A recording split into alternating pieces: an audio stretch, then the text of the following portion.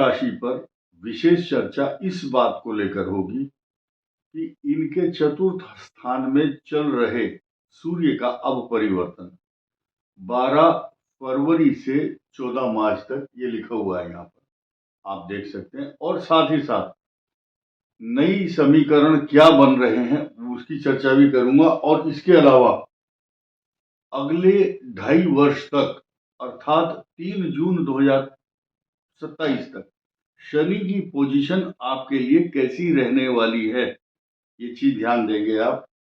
Income की बात करेंगे, रिसोर्सेज ऑफ इनकम, जो आमदनी का स्थान है आपका, उसकी क्या पोजीशन है। 3 राशि ऐसी हैं, वृषभ, तुला और मीन, टॉरस, लिब्रा और पाइसिस। वृषभ, तुला, मीन पर शनि अब सोने के पाए पर विचरण करेंगे। कुछ लोग भ्रामक तथ्यों में पढ़कर हमसे सवाल पूछते हैं, हमको कटघरे में खड़ा करते हैं कि फला आदमी तो ये बता रहा था, आप ये बता रहे, किसको सही माने। तो भाई ये तो आपको सोचना है, या गूगल में देखो, गूगल सच बोलता है। और आज की तारीख में हर घर में धर्म के नाम पर, ज्योतिष के नाम पर लोगों को भ्रामक तथ्यों को प्रस्तुत करके, आप YouTube देख लीजिए, या गली गली मोहल्ले में धर्म के नाम पर लोगों को लूटा जाता है।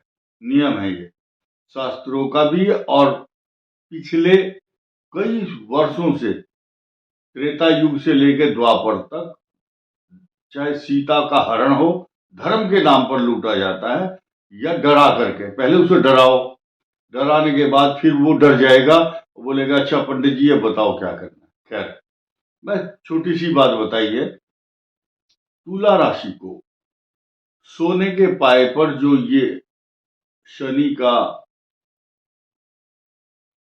जो विचरण करेंगे, ट्रांजिट होगा, ये 2.5 वर्ष तक आपको स्ट्रगल करवाएगा। पैसे के लिए बहुत संघर्ष करना पड़ेगा, ये एक नियम है। अब आते हैं हम, लेकिन प्लस पॉइंट ये है कि शत्रुओं का विनाश, संघर्ष, कंपटीशन में चारों तरफ से आपकी जय जयकार जरूर होगी, क्योंकि बृहस्पति आपके भाग्य स्थान और केंद्र में भी ट्रांजिट में आएंगे, और इनकम हाउस में भी आएंगे ड्यूरिंग दिस पीरियड। अब धीरे धीरे छोटी छोटी बातों को समझिए।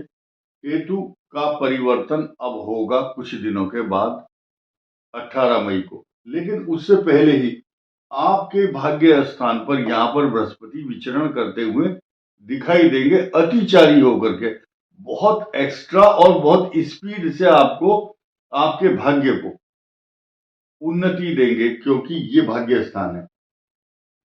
फिलहाल हम जिस पर 12 तारीख से 12 फरवरी से 14 मार्च के बीच की बात करने वाले हैं, उसको थोड़ा सा हाईलाइट कर देते हैं। नंबर 1, सूर्य आपके चतुर्थ भाव में 12 तारीख से पलायन करके, यहाँ एरो मार्क दिया है, इधर आ जाएंगे।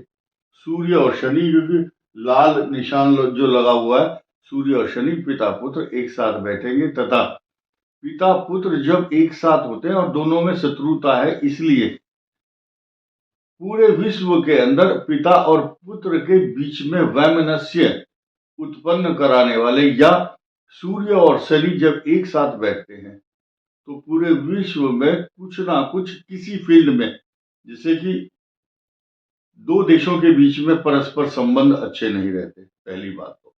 दूसरा, टकराव होता है, पॉलिटिक्स बहुत खराब हो जाती है, झूठ, छल, कपट, बेईमानी, 420, धोखा, इसका साम्राज्य हो जाता है। कारण क्या है कि सूर्य जो है इंडिपेंडेंट, ये पिता है और ये पुत्र है, ये न्याय चाहता है, लेकिन पिता अपना अधिकार चाहता है। बाप बाप ही होता है। तो जब ये पंचम स्थान में आएगा, ये कंजक्शन दोनों का, एक युति हो जाएगी पंचम भाव में, तो तुला राशि की जो संतान है उनके प्रति चिंता व्यक्त करता है, चिंता करने को मजबूर कर देता है। तथा तुला राशि के जो भी स्टूडेंट होंगे उनको अपनी एजुकेशन की फील्ड में एक्स्ट्रा ऑर्डिनरी मेहनत करनी पड़ेगी, या वो जितनी मेहनत कर रहे हैं वो मेहनत पर कई बार पानी फिर जाता है। जब एग्जाम देने जाता है बंदा तो वो चीज जो पढ़ी हुई होगी उससे ट्रैक से हट जाता है, भूल जाता है, या गलत लिख करके आ जाएगा एग्जाम में। अब आया शुक्र और राहु। शुक्र और राहु, ये शुक्र जो है आपकी ही राशि का, आपके लग्न का स्वामी है। आपको मैं बताना चाहूंगा, कुछ लोगों की शंका ये रहती है कि ये चंद्रमा है, और चंद्रमा जहां होता है वो राशि होती है। ये तुला लग्न भी है। ये तुला लग्न और तुला राशि वालों के ये लिए वीडियो है। और तुला राशि का स्वामी या तुला लग्न का स्वामी छठे स्थान में उच्च राशि में, ध्यान देना, उच्च राशि में है। और प्लस पॉइंट क्या है, बृहस्पति शुक्र की राशि में, शुक्र बृहस्पति की राशि में, ये इंटरचेंज है, स्थान परिवर्तन है, राशि परिवर्तन भी है। इसी को राजयोग, विपरीत राजयोग कह करके संबोधित किया गया है शास्त्रों में, उल्लेख है इसका, अलग से भी उल्लेख आता है। ये पाप कर्तरी योग बन जाता अगर ये दोनों पाप ग्रह होते तो, लेकिन यहां तो ये जो भाव है आपका, जो मैरिज लाइफ का, तुला राशि वालों का जो भी लड़के हो या लड़की, उनकी जो मैरिज लाइफ है, लाइफ पार्टनर है, वो 90%, ध्यान देना, 90% वो आग बबूला रहते हैं। अगर यहाँ शुभ ग्रहों की दृष्टि इस पर नहीं है, या यहाँ पर शुभ ग्रह इसको इफेक्टेड नहीं कर रहा है तो, या उसको पल्लवित, पोषित, पुष्पित, सिंचित, प्रसन्नचित रखता है शुभ ग्रह, शुभ ग्रह है नहीं तो क्या होगा, इस भाव का स्वामी मंगल आग का अंगारा और शत्रु राशि में बैठा है, शुभ ग्रह इसको देख नहीं रहा है, तो मैरिज लाइफ को डिस्टरबेंस करेगा। किस कारण से करेगा ये मैं अभी नहीं बता सकता, क्योंकि छोटी छोटी बातें बहुत गंभीर परिणाम देती हैं। अब से 50 साल पहले एक अखबार में पढ़ा था हमने, कभी कभी किसी ज्योतिषी की भविष्यवाणी गलत किसी के घर का विवाद का कारण बन जाती है। इसलिए आप पॉजिटिव रहो, सकारात्मक सोचो।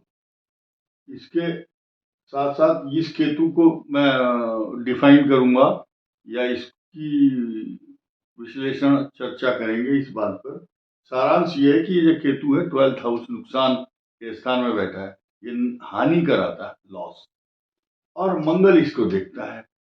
तो ऐसी पोजीशन में आपको अपने एक्सपेंसेस, जो खर्चों पर नियंत्रण करना है। Economise your expenditure, control your budget in every month. जो नौकरी करते हैं उनको अपने बजट पर कंट्रोल करके, नियंत्रण करके चलना है।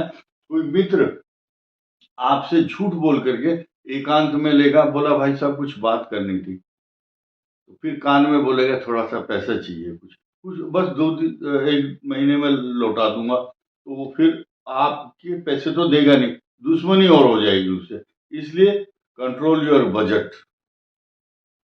या आप बोलो भाई हमें मना किया है, हमारे घर वालों ने या गुरु जी ने मना किया है कि पैसा उधार नहीं देना है।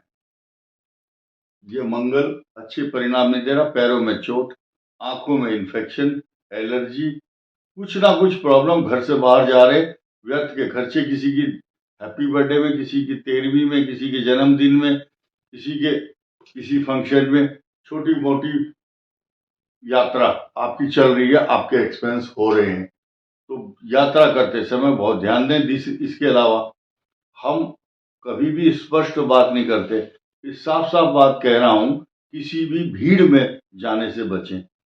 बहुत से लोग हमसे पूछते हैं, हम फला जगह यात्रा में जाना चाहते हैं, जाए ना जाए। भाई आप यात्री अपने सामान की स्वयं रक्षा करें।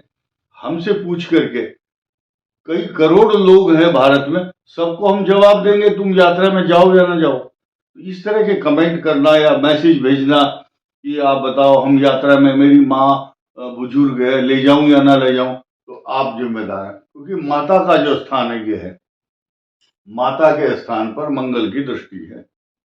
षडाष्टक योग है, आपने गुलेल सुनी होगी, गुलेल रबड़ की ऐसे चलती है, तो ये जो मंगल है, अष्टम दृष्टि गुलेल के समान, इस अष्टम दृष्टि बहुत स्पीड से काम करती है, इसको मारक दृष्टि बोलते हैं। तो भाई हिंदी बोल रहे हैं, साफ साफ बोल रहे हैं, समझना आपका काम है। इसके अलावा ये वीडियो महिला और पुरुष सबके लिए, तुला राशि और तुला लगन के लिए भी है। अगर किसी को कोई शक है तो उनका शक फिर दूर कर देता हूं। जिनकी कुंडली में चित्रा नक्षत्र, विशाखा नक्षत्र, चित्रा, स्वाति और विशाखा, चित्रा के 2 चरण, स्वाति के 4 चरण और विशाखा के 3 चरण हैं, तो वो इस वीडियो को देख सकते हैं। अन्यथा जिनका ये नक्षत्र नहीं है उनको देखना ना देखना वो आपकी मर्जी है। इस वीडियो में इतना ही। धन्यवाद। नमस्कार।